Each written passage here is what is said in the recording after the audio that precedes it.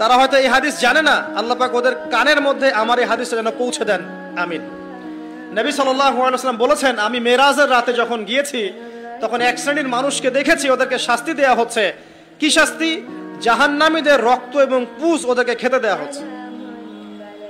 জিবরাইল আলাইহিস সালামকে জিজ্ঞাসা করা হলো যে এরা কারা? তিনি বললেন, এরা আপনার উম্মতের সেই সব ব্যক্তি যারা মাদকদ্রব্য সেবন করত। আল্লাহ রাব্বুল আলামিন তার হাবিবের মাধ্যমে জানিয়েছেন, যখন কোনো মুসলিম মাদক সেবন করে বা কোনো ব্যক্তি মাদক সেবন করে তখন 40 দিন তার নামাজ কবুল হয় না।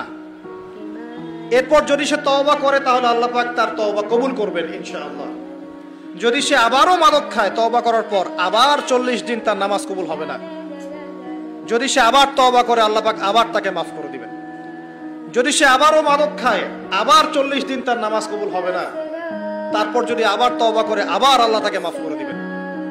এরপরেও যদি সে আবার মাদক দ্রব্য সেবন করে, নবী সাল্লাল্লাহু আলাইহি ওয়াসাল্লাম বলছেন তাকে আল্লাহ রাব্বুল আলামিন পরকালে মৃত্যুর পরে তিনাতুল খাবাল পান করাবেন। তিনাতুল খাবাল।